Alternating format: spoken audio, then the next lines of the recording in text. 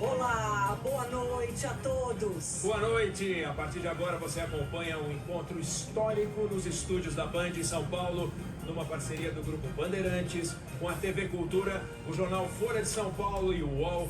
Começa nesse instante o primeiro debate de 2022 entre candidatos à presidência da República. Faltando 35 dias para o primeiro turno, o eleitor tem a oportunidade inédita de ver lado a lado, ouvir e comparar os concorrentes ao Palácio do Planalto. O debate também é transmitido ao vivo pelas rádios Bandeirantes, Band News FM, pelo Band News TV, além da Band Internacional e também as plataformas digitais. Em nome de todos os integrantes do pool, nós agradecemos a presença aqui no estúdio dos candidatos.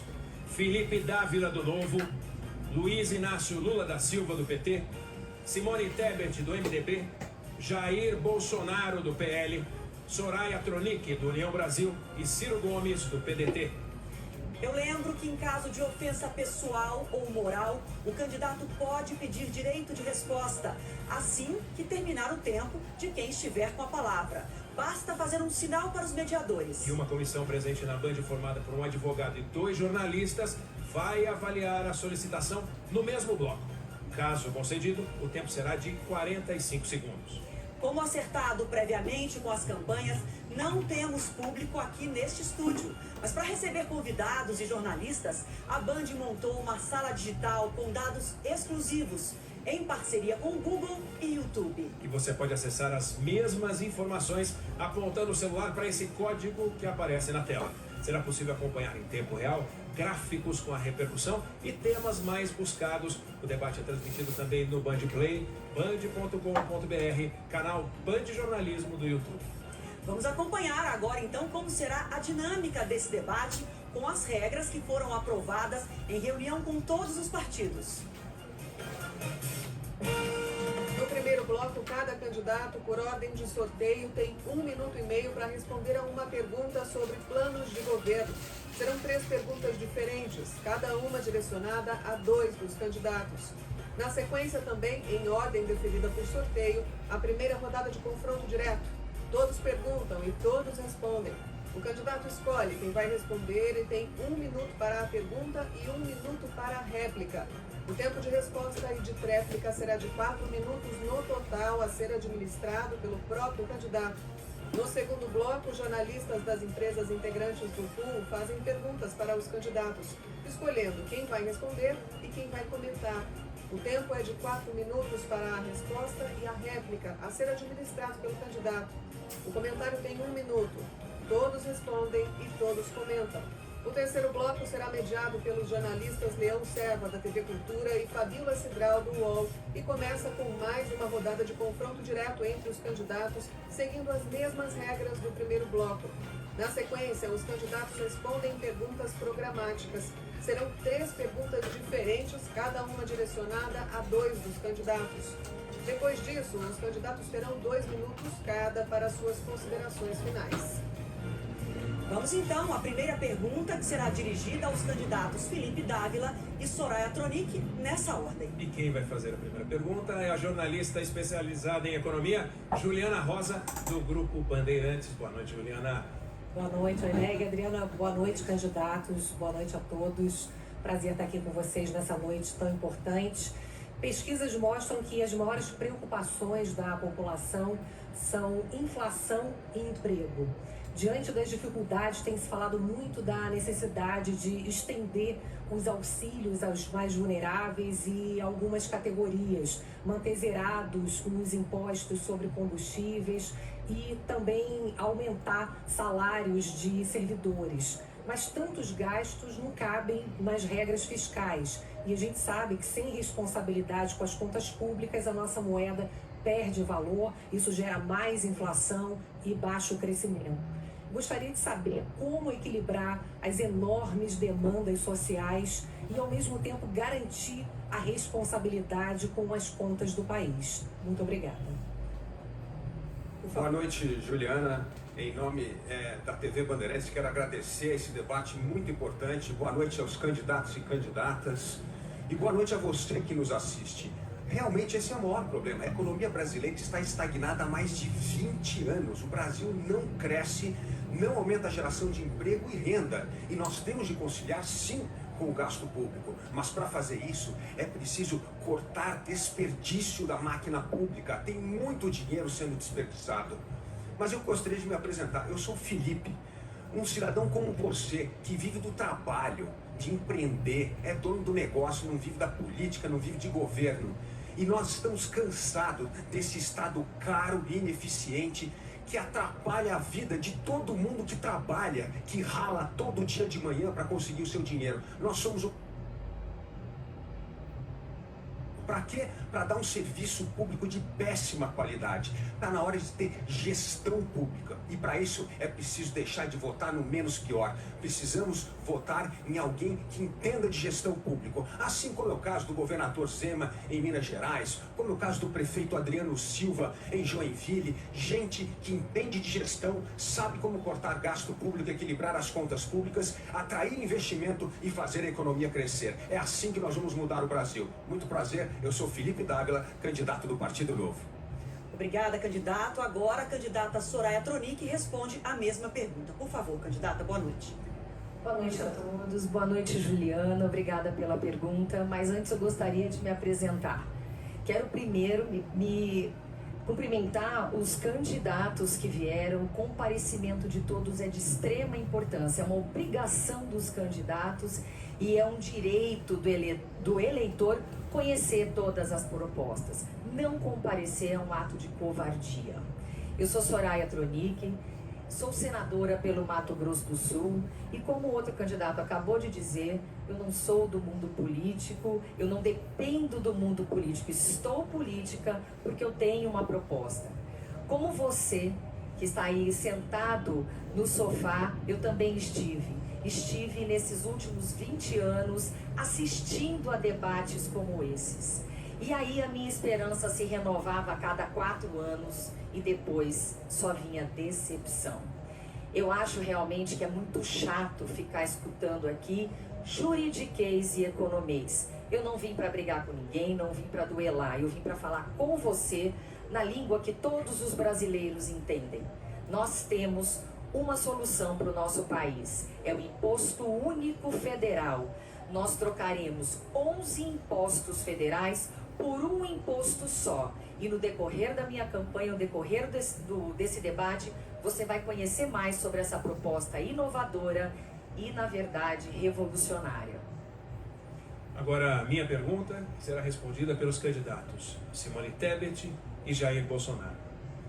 Poder Executivo, Legislativo, Judiciário, na Constituição, eles deveriam funcionar de forma harmoniosa, independente, na vida real, na prática, conflitos e intromissão um no outro. Se a senhora for eleita, se o senhor for reeleito, o que pretende fazer para reduzir esse clima de tensão que não contribui para a ordem e o progresso do Brasil? Boa noite a todos. Permitam-me, antes de mais nada, agradecer à imprensa em nome da Band pelo debate, que só fortalece a democracia, cumprimentar os candidatos e a candidata e a todos que estão nos acompanhando. É muito simples. A harmonia dos poderes depende excessivamente de um presidente da República que saiba cumprir a Constituição e o seu papel. Nós hoje temos uma radicalização, uma desarmonia em função de termos um presidente que ameaça a democracia, os valores democráticos a todo momento. Não respeita a imprensa livre, não respeita a independência do Supremo Tribunal Federal, do Poder Judiciário e do Poder Legislativo. A resposta é: precisamos trocar o presidente da República. Sem paz, nós não vamos unir o Brasil. Sem união, o Brasil não vai voltar a crescer, gerar emprego, renda para a população brasileira. A nossa candidatura, a candidatura do Centro Democrático, do MDB, do PSDB, do Cidadania e do Podemos, é uma candidatura que vai reposicionar o Brasil, porque é a única capaz de garantir credibilidade, previsibilidade e segurança jurídica. como professora e como advogada. Respeito a Constituição e os demais poderes. Está na hora dos poderes terem as suas funções. É a política que está judicializando o Poder Judiciário e, consequentemente, o Poder Judiciário acaba excedendo no seu poder. Nós vamos fazer a diferença e vamos pacificar o Brasil. Candidato Jair Bolsonaro. Assumi a presidência e escolhi meus ministros pelos critérios técnicos, sem ingerência política. Isso causou um desconforto por parte de alguns políticos e por parte de alguns partidos, como o MDB, por exemplo. Então eu abalei a harmonia onde todos eram amiguinhos e, obviamente, davam uma banana para o povo brasileiro. Hoje vocês conhecem quem são os meus ministros e sabem a capacidade de cada um. Possíveis problemas com o Supremo Tribunal Federal. É uma voz corrente, a ingerência, o ativismo judicial que hoje se faz presente no Brasil. O ministro, agora há pouco, interferiu, mandando investigar, fazendo busca e apreensões e, entre outras barbaridades, um grupo de empresários. Ou seja, esse não é um trabalho do Poder Judiciário, reagir no tocante a isso. Como, por exemplo, também dei anistia a um deputado federal que havia injustamente sido condenado a 9 anos de cadeia por falar. Não interessa o que ele falou, ele tem imunidade por qualquer palavra, opinião e voto. Eu não tenho problemas com poder nenhum. Alguns poderes, ou melhor, alguns ministros do Supremo Tribunal Federal que querem, a qualquer preço, interferir no Poder Executivo. Nós não podemos admitir isso aí. A harmonia tem que existir e a independência e o respeito acima de tudo. E o respeito não falta da minha parte, de outra parte que alguns se manifestam contrário à minha pessoa. Obrigada, candidato. Agora eu faço a próxima pergunta para os candidatos Lula e Ciro Gomes, nessa ordem. A educação no Brasil, o retrato da educação já era considerado há muitos anos ruim, com o Brasil na lanterninha dos testes internacionais de avaliação da qualidade do ensino. Só que com a pandemia, essa situação se agravou muito. Um estudo recente da Fundação Getúlio Vargas indica que o retrocesso no aprendizado de matemática foi de 15 anos. Em português, nossas crianças retrocederam uma década. E o abandono escolar também foi muito mais forte com a pandemia, ampliou muito, sobretudo entre as crianças de 5 a 9 anos de idade. A minha pergunta é: se eleitos, os senhores têm um plano para que o Ministério da Educação haja imediatamente para resgatar essa geração Covid de crianças que podem estar condenadas no futuro a baixos salários, a subemprego, comprometendo inclusive o crescimento do Brasil? E qual é o plano? Começamos com o candidato Lula. Olha, primeiro eu quero parabenizar a Bandeirante por manter a sua tradição de fazer os debates políticos em época de campanha. Segundo, dizer para vocês que, lamentavelmente, a gente não tem informação do MEC para saber quantas crianças estão hoje, sabe, com um grau de educação muito abaixo daquilo que deveria estar. Porque hoje nós temos dois tipos de estudantes. Nós temos aquele que teve acesso a tablet, a computador e que continuou estudando durante a pandemia, e nós temos aqueles mais pobres que não conseguiram acompanhar, ficaram sem ir para aula. Além disso, nós temos no ensino médio uma quantidade de evasão escolar muito grande, e nós precisamos então trazer essas pessoas. O que eu estou comprometido a fazer?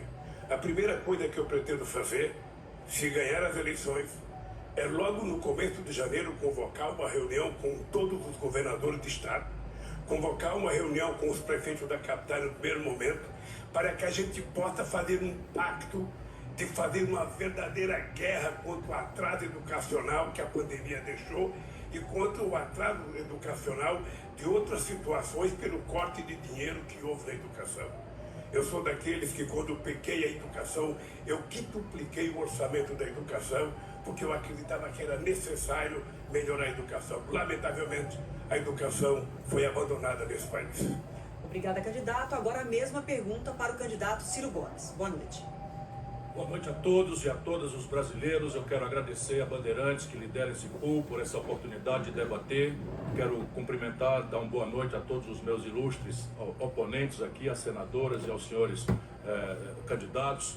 E a todos os brasileiros eu devo dizer basicamente que essa pergunta parece ser uma escolha que Deus me deu. Por quê? Porque o Ceará tem hoje a melhor educação pública do Brasil e eu modestamente ajudei a produzir isso. nós temos todos os indicadores de avaliação, 79 das 100 melhores escolas públicas do Brasil, e já estamos encaminhando uma equação para esse prejuízo grave que a pandemia causou entre a comunidade escolar. Porém, vamos ter clareza, eu vou fazer durante esse debate um esforço imenso para que a gente entenda que os problemas brasileiros de hoje não são problemas que nasceram agora. O descuido com a educação brasileira parece ser um projeto de governo. Portanto, nós precisamos transformar a educação pública brasileira numa das 10 melhores do mundo em 15 anos. E para isso eu preciso dizer como. Mudar o padrão pedagógico, trocar o decoreba por um ensino emancipador, que os tempos digitais pedem, e reforçar estruturalmente o financiamento. Se nós não mudarmos o modelo de financiamento da educação brasileira, assim como da saúde, assim como de todas as grandes questões, será falsa toda e qualquer promessa ou desconhecimento da realidade em que estamos atolados no Brasil. Eu quero pedir a todos que acompanhem nas minhas redes os detalhes dessa proposta. Vamos começar agora a primeira rodada de confronto direto entre os candidatos. Todos perguntam e todos respondem. Lembrando que perguntas e réplicas têm 1 minuto cada. Respostas e tréplicas somadas têm 4 minutos, que serão administradas pelo próprio candidato. Pelo sorteio prévio, quem começa essa rodada indicando quem vai responder é o candidato Jair Bolsonaro. Por favor, para quem vai a sua pergunta? Presidente Lula. 1 minuto, por favor. Corrupção. A Petrobras, ao longo de 14 anos de PT, se endividou em aproximadamente 900 bilhões de reais. Fruto de desmandos, refinarias começaram concluídas, entre tantas outras coisas. Esses 900 bilhões de reais daria para fazer 60 vezes a transposição do Rio São Francisco. Ou seja, o povo nordestino sofreu por falta d'água por causa de corrupção do seu governo. Mais ainda, esse montante é equivalente a 120 vezes o orçamento do Ministério da Infraestrutura. Eu estou falando isso para que você tenha noção do tamanho da corrupção somente na Petrobras. E delatores devolveram 6 bilhões de reais. Ou seja, corrupção houve. Ô, presidente Lula, o senhor quer voltar ao poder para quê? Para continuar fazendo a mesma coisa na Petrobras? Eu acho que de vez em quando a gente tem que acreditar, sabe, de que nada acontece por acaso. Era preciso ser ele para me perguntar e eu sabia que essa pergunta viria. Eu acho que isso é importante porque as pessoas precisam saber de que inverdades não vale a pena na televisão. Citar números que são mentirosos também não compensa na televisão. Aqui é importante a gente citar o seguinte, tá? Não teve nenhum presidente da República que fez mais investigação para que a gente apurasse a corrupção do que nós fizemos. E é importante deixar claro que nós fizemos o portal da transparência, a fiscalização da TGU, a lei de acesso à informação, a lei anticorrupção, a lei contra o crime organizado, a lei contra a lavagem de dinheiro, colocamos a AGU no combate à corrupção, fizemos o COAF funcionar e a movimentação bancárias atípicas. Ou seja, colocamos o gato no combate. Então, tudo que foi eu, sabe, que nós fizemos nosso governo. Por favor, 1 minuto. Segundo o Palocci, tudo no seu governo foi aparelhado. Tudo, exceto o Banco Central. Então, se todo mundo fazia mal feitos, roubava, desviava, só o ex-presidente não sabia. E o Palocci conclui, na sua delação premiada, que foi reservada uma conta no exterior de 300 milhões de reais. Que o senhor recebia pacotes dele mesmo, 50 mil reais, a título de propina. O seu governo foi marcado pela cleptocracia, ou seja, um governo feito à base de roubo. E essa roubalheira era para conseguir apoio dentro do parlamento. Não era apenas para o ex-presidente Lula, era para ele também conseguir apoio dentro do parlamento. Assim sendo, nada justifica essa resposta mentirosa que você deu nessa questão. Sim, o seu governo foi o governo mais corrupto da história do Brasil. É indescritível o que nós acabamos de ouvir. O presidente precisaria estar informado de que foi exatamente no nosso governo que a Petrobras ganhou o tamanho que ganhou, com a capitalização de 70 bilhões de reais para a Petrobras crescer. O presidente precisava saber que o meu governo é marcado pela maior política de inclusão social, pela maior geração de emprego, pelo maior aumento de salário mínimo, pelo maior investimento na agricultura familiar, pelo maior investimento na criação da Lei Geral da Pequena Empresa, pela criação do Simples, ou seja, o nosso governo, além disso, foi o governo que mais fez investimento na educação. São 18 universidades federais novas, 178 campi e 422 escolas técnicas que fez uma revolução nesse país. O meu governo deveria ser conhecido exatamente por isso, porque quando eu cheguei na presidência, a gente tinha 3,5 milhões de estudantes na universidade. Quando eu saí da presidência, a gente tinha 8,5 milhões de pessoas na universidade. É exatamente isso que é a marca do meu governo. 51 milhões de hectares de terra disponibilizados para efeito de assentamento de pessoas desse país. O menor desmatamento da Amazônia foi feito no meu governo, dos acordos que nós fizemos. Foi o meu governo que fez o acordo com a Alemanha e com a Noruega para que a gente tentasse, contribuir com a preservação da Amazônia e com a exploração da riqueza da biodiversidade para garantir possibilidade de desenvolvimento para quase 30 milhões de pessoas que moram na Amazônia. Foi o meu governo que deu cidadania ao Brasil nas suas relações internacionais. Nunca antes na história do Brasil, o Brasil foi tão respeitado no mundo, respeitado pelos Estados Unidos, respeitado pelo Chile, pela China, pela Rússia, pela Índia, respeitado pela União Europeia. E foi exatamente no meu governo que nós fizemos com que o país que não tinha um fluxo comercial sequer de 100 bilhões de dólares ultrapassasse 500 bilhões de dólares de comércio exterior. Esse país, que era um país que quando eu deixei a presidência estava crescendo a 7,5%. Esse país que teve 20 milhões de empregos com carteira profissionada é o país que o atual presidente está destruindo. Está destruindo porque ele adora com bravata, adora falar números que não existem, adora entender que o povo que está aí ouvindo a gente acredita no que ele fala. Portanto, o país que eu deixei é um país que o povo tem saudade, é o país do emprego, é o país em que o povo tinha o direito de viver dignamente, de cabeça erguida nesse país. E esse país vai voltar. O próximo a perguntar é o candidato Ciro Gomes. Vou perguntar ao presidente Jair Bolsonaro. Presidente Bolsonaro, o senhor, infelizmente, para mim, costuma falar muitos absurdos. Eu não sei se por maldade ou para desviar a atenção dos gravíssimos problemas do governo, seja de inflação, seja de corrupção, seja de problemas familiares. Mas assim, entre tantas aberrações que eu já ouvi, que me levaram a certa indignação, eu anteontem fiquei chocado. O senhor disse pura e simplesmente que o Brasil não tem gente com fome e que as pessoas não procuram pedir comida porque o Brasil não tem propriamente fome. As pessoas até não comem bem, eu ouvi o senhor falando, mas que não tem fome no Brasil. O senhor não, qualquer pessoa que conhece o Brasil como eu conheço, que anda nas ruas, vê as pessoas com placa pedindo comida, né, qualquer pessoa que não tenha trocado o coração por uma pedra, sabe que a fome está no lar de muitos milhões de brasileiros. Que a subnutrição ofende crianças da mais jovem das idades. As mães estão nos ouvindo aqui e elas sabem o que é uma criança dizer: mãe, estou com fome. O senhor não teme que isso seja interpretado como conivência com isso? Cada um interpreta as informações como se acha melhor. Ciro, inflação, você tem que falar do fica em casa, a economia te vê depois. Agora, mesmo assim, a inflação do Brasil é uma das menores do mundo, menor até que do próprio Estados Unidos. Nós estamos colaborando na geração de empregos. Muitos diziam que apenas a partir do ano que vem voltaríamos aos números de pré-pandemia. Voltamos agora.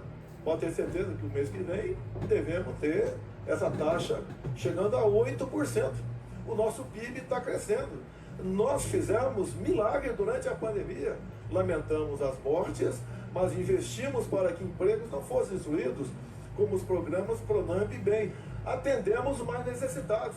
Temos aqui dados do próprio IPEA, levando-se em conta o começo do meu governo, 2019, até agora. No mundo, o número de famílias na extrema pobreza cresceu. E no Brasil diminuiu, passou de 5,1 milhões para 4 milhões.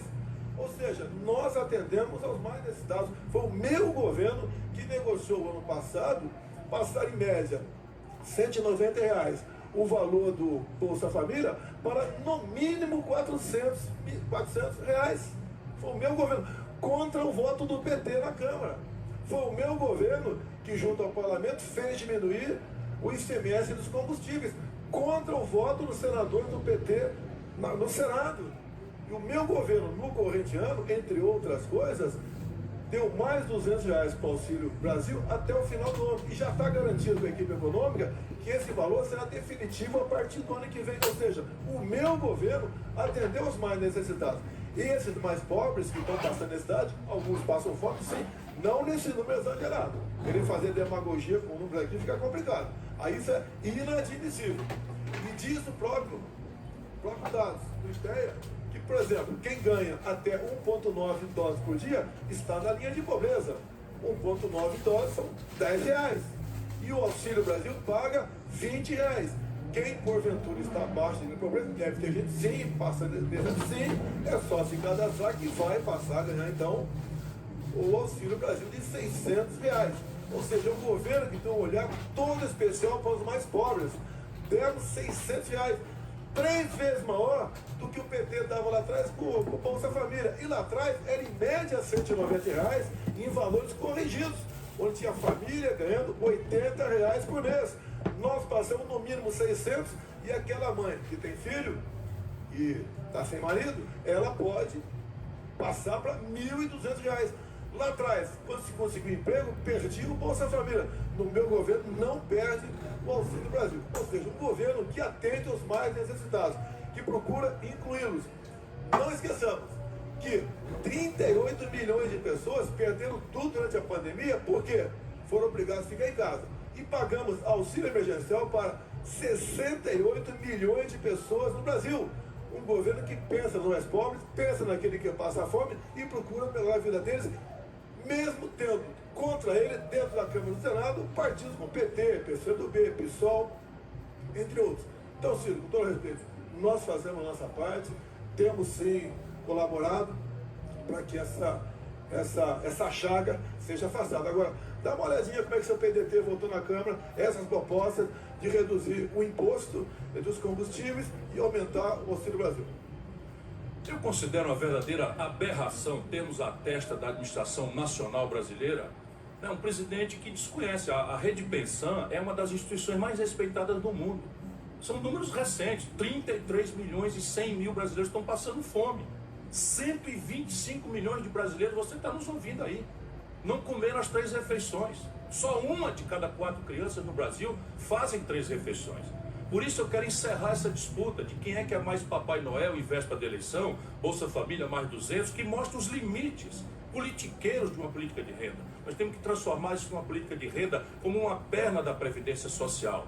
O programa de lei de renda mínima Eduardo Suplicy vai garantir R$1.000 por domicílio. Peço que você acompanhe os detalhes nas minhas redes, todas as fontes de financiamento, de onde é que vem o dinheiro, e com isso eu acabo definitivamente com a fome e também com a manipulação política e demagógica da fome e da miséria do povo por esse tipo de interesse.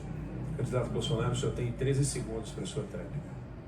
2019, 5 milhões e 100 mil famílias abaixo da linha de pobreza. Mesmo com pandemia, 2022, 4 milhões de famílias. Estamos melhorando sem demagogia e com responsabilidade fiscal. Obrigado. O próximo candidato que faz a pergunta agora é Felipe Dávila. Para quem o senhor vai dirigir a sua pergunta? Para o candidato Ciro Gomes. Por favor. Ciro, eu venho fazendo um trabalho no Centro de Liderança Pública há mais de 14 anos, melhorando a qualidade da gestão pública nos estados e municípios. E uma das coisas que nós precisamos melhorar é a educação, como você sabe muito bem. A gente começou a falar aqui de educação, mas se não houver uma melhoria real na educação, não haverá aumento de produtividade. E sem produtividade o Brasil não consegue crescer e gerar emprego nessa era do conhecimento. E eu queria perguntar para você, neste Brasil, em que nós gastamos 5,8% do PIB com educação há tantos anos, as crianças continuam não aprendendo, os professores continuam não ensinando, E eu pergunto para você que tem um exemplo de sucesso em Sobral, como você tem mesmo no Fundamental 1, o que é que nós precisamos fazer para acabar com esse descalabro da educação? Agora, recentemente mesmo, mais de 4 ministros da educação, roubo no FNDE, como sempre. O que nós temos de fazer para ter uma educação de qualidade? Porque não é gastar dinheiro, é transformar a educação de qualidade para o brasileiro. Professor Felipe Dávila, eu lhe saúdo e agradeço essa pergunta. São duas graves questões que nós precisamos considerar em relação à educação. A primeira é que tipo de educação nós oferecemos. De fato, com o mesmo dinheiro que nós aplicamos, já poderíamos ter, como o Ceará mostra, um padrão de educação muitas vezes melhor para o filho do trabalhador e para a filha do trabalhador. Por quê? Porque o padrão de escola que se oferece hoje na rede pública, salvo muito maravilhosas exceções, é o ensino do século XIX, é o ensino do século XX, é o decoreba, é o ensino sem graça, é o enciclopedismo raso, em que o menino é obrigado a decorar coisas que não têm sentido para ele em tempos de Google. Isso é puro lixo. Essa é a primeira grande questão, mudar o padrão de educação para oferecer uma pedagogia da teoria digital, do mundo do conhecimento. A outra, Felipe, entenda, é financiamento. O Brasil gasta per capita muito menos do que aquele padrão que a Europa, por exemplo, gasta, que os Estados Unidos gastam, e hoje nós estamos obrigados a competir com eles, em terceiros mercados ou no mercado brasileiro. Me pergunte na sequência como fazer isso, e eu também, se tiver oportunidade, quero dizer ao povo brasileiro que eu serei o presidente da educação e aquele que vai cuidar do bolso da família pobre brasileira. Olha, para colocar o Brasil entre os melhores países do mundo, nós temos de focar no aprendizado do aluno. A gente desperdiça dinheiro público com a máquina pública. Isso não melhora o aprendizado do aluno. A criança não aprende. Nós precisamos investir na carreira do professor, uma carreira para valorização do professor. O professor precisa aprender da aula. O curso de pedagogia precisa mudar completamente. É completamente arcaico hoje. E mais do que isso, nós precisamos investir no ensino profissionalizante para reter os nossos jovens na escola, porque senão existe êxodo de mais de 48% dos jovens da escola. Então, educação profissionalizante, focar na formação dos professores e mensurar o aprendizado do aluno e não ficar desperdiçando dinheiro público com o gasto da máquina pública. Essa é a forma de fazer a educação no Brasil ser de verdade. No governo do PT teve muito gasto com a educação, mas 50% das crianças não estavam devidamente alfabetizadas aos 6 anos e 4 em cada 100 só sabiam conteúdo de matemática no fim do ensino médio. O desastre da educação brasileira é medido pelos indicadores de avaliação. Se nós estabelecemos o PISA, que é o termo de avaliação internacional, o que de fato nos recomenda aprofundar o debate. Deixa eu ver, motivar o professor, retreinar o professor para que ele passe a fazer essa pedagogia emancipadora, que a garotada possa ir para a escola interessada em dominar as tecnologias digitais e pensar fora da caixinha do decoreba. Ensinar o mesmo conteúdo de pontos de vista diferentes para estimular a autonomia intelectual. Isso eu já vi funcionando e nós estamos experimentando isso com extraordinário êxito no Ceará. Só para você ter uma ideia, Felipe, 60 de cada 100 alunos do ensino médio do Ceará já estão em tempo integral.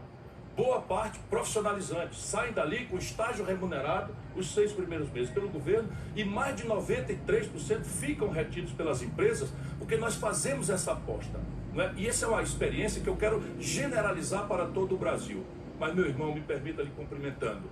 Nós precisamos entender que sem remuneração decente, sem financiamento decente, isso tudo não vai acontecer.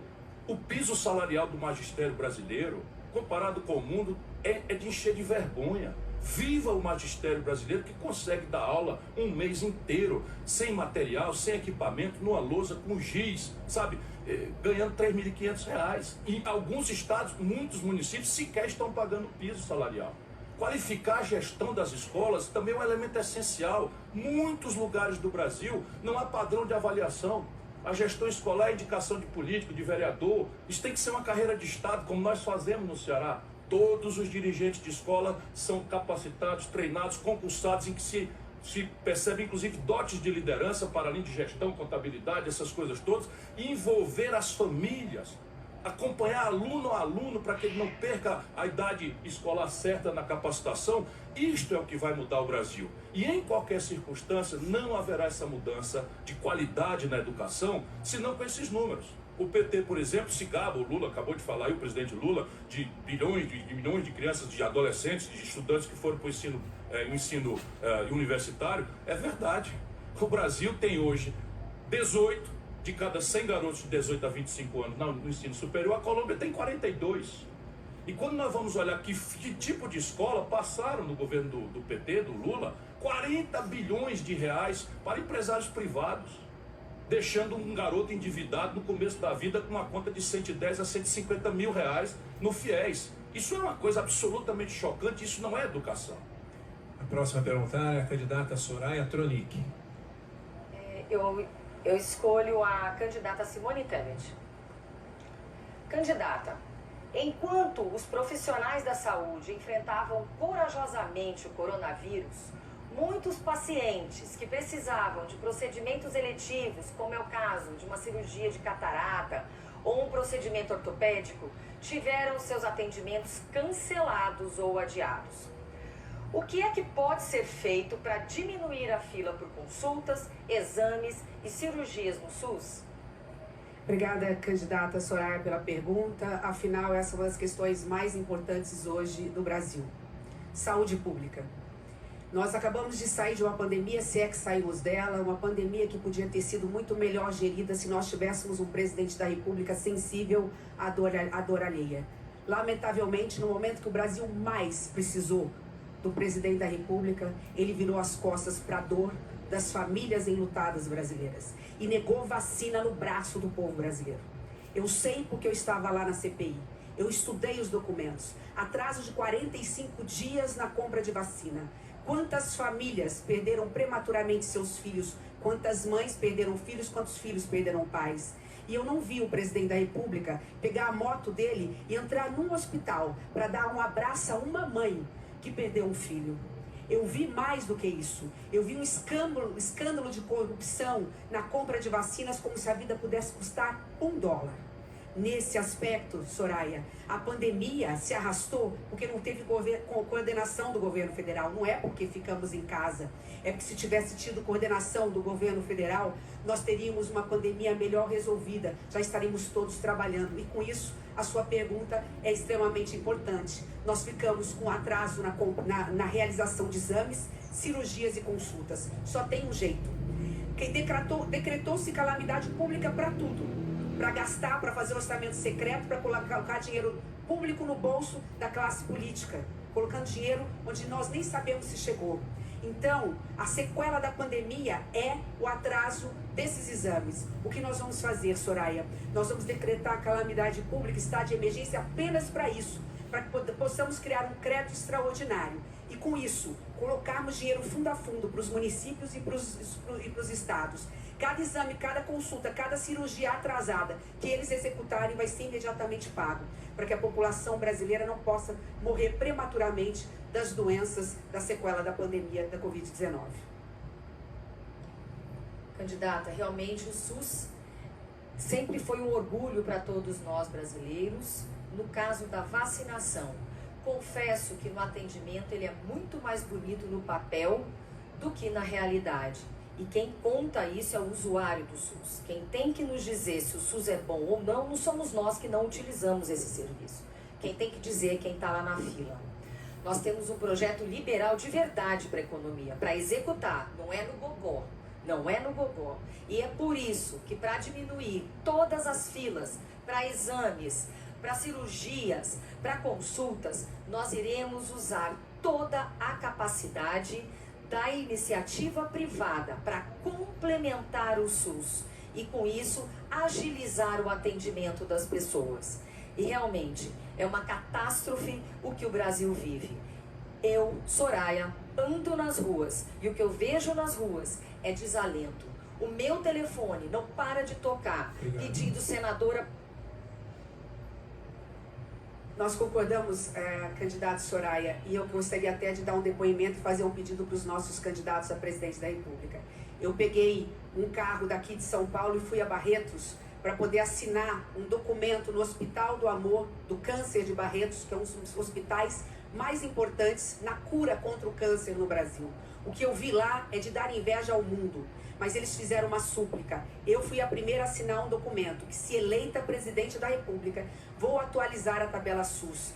25% por ano até 100% nos 4 anos. Sabe por quê?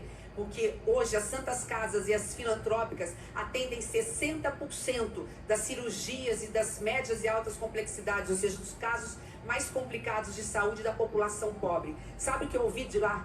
Dos médicos especialistas?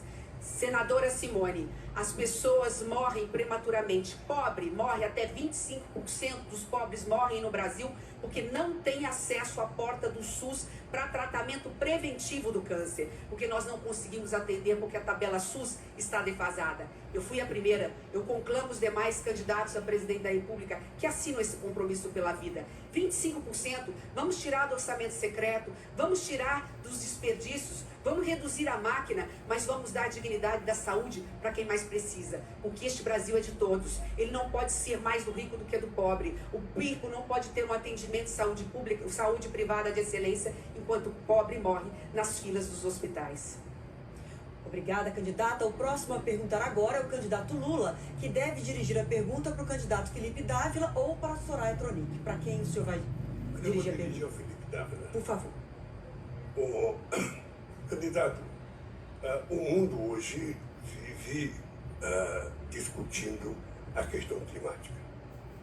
Os governantes tomam noção de que é da responsabilidade de cada governante cuidar do seu país, para que todos, cuidando do seu país, a gente cuide do planeta, ou a gente vai destruir o planeta que é a nossa Terra.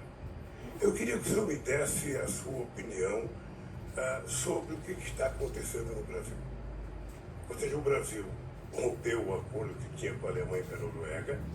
O Brasil faz discurso todo santo dia de que é preciso, desmatar, que é preciso queimar, que é preciso plantar, ou seja, e não há nenhum cuidado com a questão ambiental. Ou seja, qual é a sua proposta para resolver a questão ambiental? Bom, candidato Lula, a retomada do crescimento econômico do Brasil depende de uma política ambiental que faça o Brasil ser a primeira nação carbono zero entre as grandes potências econômicas. Isso está no nosso plano de governo.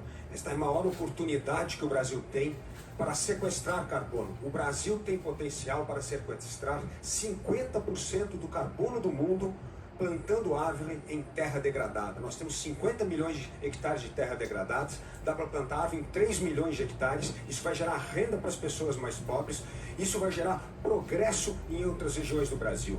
Vai ajudar também a impulsionar a energia renovável no Brasil. O Brasil já tem a matriz mais limpa de energia e precisa continuar expandindo. E nós vamos criar um emprego verde, porque este emprego de serviços ambientais, da bioeconomia, é a maior fonte para atrair investimento externo para o Brasil. Investimento fundamental para a retomada do crescimento econômico, da geração de emprego e renda. Portanto, o meio ambiente precisa ser tratado com a seriedade, como a maior oportunidade que o Brasil tem para recuperar o seu crescimento econômico, atrair investimento. E mais, ajuda o agro brasileiro, porque o agro brasileiro é o que mais sofre quando se desmata no Brasil, porque vem retaliação lá de fora, dizendo que não vai comprar soja do Brasil ou carne do Brasil porque vem de área desmatada, o que é mentira. O agronegócio brasileiro é o mais sustentável do mundo. Nenhum outro país do mundo planta soja no cerrado e mantém 35% de reserva legal. Nenhum outro país do mundo colhe 1 tonelada de cacau no norte e mantém 80% de reserva legal. Portanto, nós não podemos desperdiçar esta enorme oportunidade que o Brasil tem para atrair investimento, renda e emprego e se transformar no primeiro país carbono zero do mundo. Nenhum empresário sério que conhece a questão da relação comercial do mundo vai fazer queimada ou vai destruir os biomas brasileiros, seja o Pantanal, seja a Amazônia, seja a Caatinga. Não vai. Entretanto, nós temos gente do governo que até incentiva. Nós tivemos um ministro que dizia, deixa a boiada passar. Bom, o que eu quero, na verdade, é o seguinte, eu tive o prazer de ser presidente da República e participar da COP15 em Copenhague. Em Copenhague, o Brasil assumiu o compromisso que depois foi referendado em Paris, em que a gente reduziu o desmatamento em 80% e que a gente iria diminuir a emissão de gás de efeito de estufa em 36,9%. E o Brasil passou a ser referência no mundo inteiro. Todo mundo conversava com o Brasil e hoje as pessoas têm o Brasil como um país que não leva a sério e ninguém respeita as decisões do Brasil. É verdade, mas só que mudou muito a questão do meio ambiente. O meio ambiente nós vamos resolver com mais mercado. Existem hoje 50 trilhões de dólares no mundo que vai investir em países que respeitam o meio ambiente, a questão da governança e a questão social. E o PT me dá sempre a impressão de que não gosta do mercado, empresário é latifundiário. Não é isso, nós temos que olhar o mercado com juízo. O mercado vai ajudar o Brasil a resolver a questão do meio ambiente, vai trazer investimento privado. Nós temos de acabar com essa dicotomia que preservar o Brasil é manter o atraso. Não, preservar significa exatamente o oposto, atrair investimento, renda e emprego para o dinheiro privado. Não tem mais essa dicotomia que para preservar o meio ambiente nós temos que simplesmente não fazer nada nas terras. Não, nós temos que saber usar isto a nosso favor. Eu tenho certeza absoluta que o Brasil vai ser um exemplo em ser este país que vai capturar 50% do carbono do mundo, dar uma lição para o mundo. E isso vai ser fundamental para recuperar a credibilidade internacional do Brasil. O Brasil jamais vai voltar a ser um país confiável nas relações internacionais se continuar tratando o meio ambiente com o descaso que vem acontecendo nos últimos anos. É uma pena, porque nós temos essa potência do desenvolvimento regional. Veja só como é importante o desenvolvimento sustentável para gerar receita no Nordeste, com as energias renováveis, com eólica, solar, biomassa, a fronteira agrícola crescendo de forma sustentável. Esse é o Brasil que dá certo, é o Brasil do agronegócio, é o único setor da economia capaz de competir no comércio internacional. Nós temos que usar o exemplo do agro para poder crescer, expandir o nosso mercado. O agro é o único setor da economia brasileira que não tem medo da concorrência internacional. A última pergunta nessa rodada, a candidata Simone Tebet, a pergunta a ser feita à senadora Soraya Tronic. Candidata Soraya, eu não tenho como professora não fazer perguntas sobre educação. Eu gostaria de perguntar à senhora, a senhora sabe o quanto esta questão é cara para mim. Dei aula 12 anos de direito administrativo, de como é que se administra um estado e um país, e tive o privilégio de tê-la como uma excelente aluna. Mas, infelizmente, educação nunca foi prioridade no país. Educação nunca foi colocado como um projeto nacional de Estado e não de governo. É por isso que os indicadores da educação estão nesse patamar há mais de 30 anos. Mas nunca a educação esteve tão estampada nas páginas policiais. Não é só descaso, é corrupção, é superfaturamento de ônibus escolares, é fotografia na Bíblia de um ministro com dinheiro público para participar de eleição. Então a pergunta é, diante de tudo isso, como fazer para resolver o problema da educação e garantir dignidade para as nossas crianças e para os nossos jovens? Obrigada, candidata, pela pergunta. É um assunto que também me é caro. Poucas pessoas sabem, mas eu fui professora de inglês por muito tempo, então eu sei o que é uma sala de aula também. E, como a senhora bem disse, a senhora foi minha professora, nós sabemos a importância da educação. E por isso, a nossa primeira proposta e revolucionária é isentar, escutem bem, isentar de imposto de renda todos os professores. Todos os professores. Tanto do ensino público quanto privado. Isso não é conto de fadas, isso é verdade, isso já foi estudado. O impacto é apenas de 10 bi por ano. Eu sei disso. Isso é possível fazer principalmente por conta do financiamento que o Imposto Único Federal vai proporcionar. Mas além dessa valorização, que é a primeira coisa, a valorização de você, professor, que está ali na ponta e que é tão desvalorizado, começa por aí. E aí nós temos inúmeras propostas em relação ao analfabetismo funcional, a criação de metodologias autodidáticas. Isso é muito importante para que as pessoas consigam, complementariamente ao professor, aprender sozinhas. Mas uma coisa que eu quero deixar aqui muito claro e que muito me preocupa. Durante a pandemia, nós tivemos nossas crianças fora da escola e o governo não conseguiu fazer um programa que resolvesse isso. Simples seria se ele utilizasse o mesmo método que utilizou o presidente de Portugal, Marcelo Rebelo. Marcelo Rebelo é professor também e ele foi para a TV estatal. Ele foi para a TV estatal dar aulas e contratou os melhores professores do país para dar aula na TV aberta para os alunos. E aí nós temos a nossa EBC, que passou todo esse tempo fazendo campanha para o atual presidente da República. Isso é grave, isso é sério, num governo que prometeu privatizar. Portanto, dentre tantas e tantas e tantas propostas nossas, que é inclusive incluir a iniciativa privada dentro do nosso sistema para conseguir resolver o problema, o que falta na educação pública, nós incluiremos também a capacidade da iniciativa privada para nos ajudar. Porque no Brasil, contrariamente ao que disse o ex-presidente Lula, atual candidato, nós gastamos muito, gastamos como primeiro mundo na educação e entregamos uma educação de 5ª categoria. Isso tem que acabar. Sem dúvida, candidata Soraya, valorização do professor é fundamental, cuidar de quem cuida, mas é mais do que isso. Ensinar o professor não apenas o que educar e ensinar, mas como educar e ensinar. Nós vamos atacar o problema desde a primeira infância. Vamos acabar com as mais de 2.000 creches que estão paralisadas há muitos anos. E dinheiro tem do Fundeb que nós dobramos e está fora do teto. Vamos colocar todas as crianças de 4 a 5 dentro do ensino infantil. Mas vamos atacar o maior problema, que é o ensino médio. O ensino médio técnico profissionalizante sai do papel para que os nossos jovens possam entrar no mercado de trabalho imediatamente. E para isso, para que eles não virem nem estudam, nem trabalham, nós vamos colocar um poupança jovem.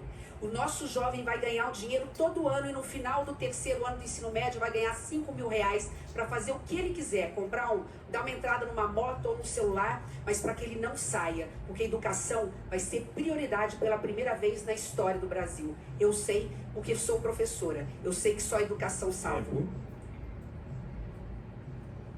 Sem falar, brasileiros, do valor da merenda que não foi atualizado. As nossas crianças, muitas delas, têm somente a merenda escolar para comer. É triste demais. Nossas crianças sequer, muitas delas, não têm banheiro nas escolas. Então, assim, é sério. Estamos vivendo um maior caos já visto na história desse país. Isso tem que mudar. E eu estou aqui para contar a verdade para vocês, porque eu estou aqui dentro, estou nos bastidores e agora eu posso falar. Obrigada. Você está acompanhando o primeiro debate entre os candidatos à presidência da República, realizado por um pool que reúne o Grupo Bandeirantes, o Jornal Folha de São Paulo, a TV Cultura e o UOL. Essa foi a última resposta do primeiro bloco. Logo depois do intervalo é a vez de jornalistas das empresas que integram o pool perguntarem aos candidatos. Olho no voto, eleições 2022.